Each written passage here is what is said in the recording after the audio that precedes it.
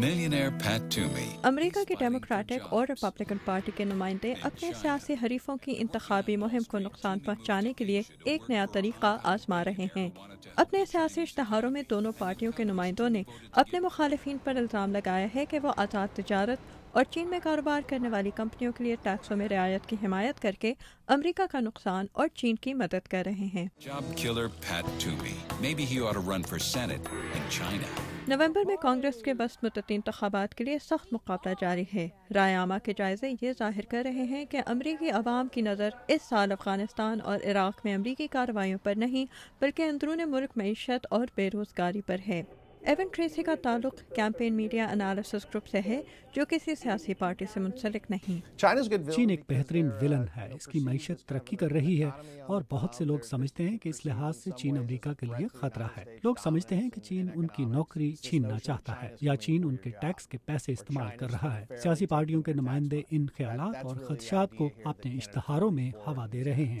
Gibbs wants more free trade with China to increase their standard of living. But what about Ohio? ریاست Ohio سے مقابلہ کرنے والے democratic party کے نمائندے زیک اسپیس کہتے ہیں کہ ان کے مخالفین آزاد تجارت کے حق میں ہیں، جس کی وجہ سے امریکیوں کی نوکریاں چین کو مل رہی ہیں۔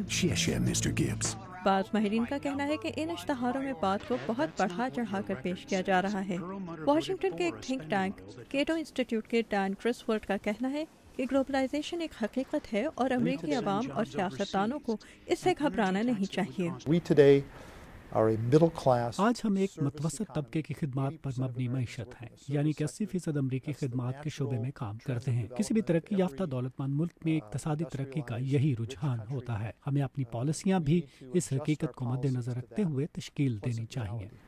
It's on our jeans, even children's toys made in China. کرسورٹ سمیت دوسرے ماہرین کا کہنا ہے کہ امریکیوں کو حقیقت سے آگاہ کرنا چاہیے۔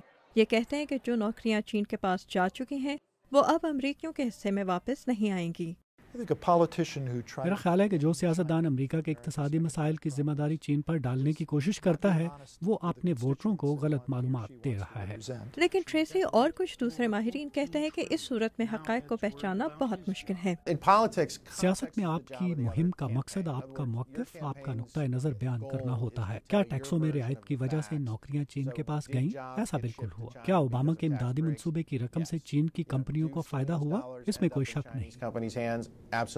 یعنی کیا سچ ہے اور کیا جھوٹ، اس کا فیصلہ امریکی عوام کو کرنا ہے۔ لیکن چین کو اتنے سیاسی اشتہاروں میں منفی طور پر پیش کیا جا چکا ہے کہ سچ اور بناوٹ میں یہ تفریق امریکیوں کے لیے مشکل ثابت ہو سکتی ہے۔ لورل بومن کے ساتھ آمنہ خان، اردو VOA۔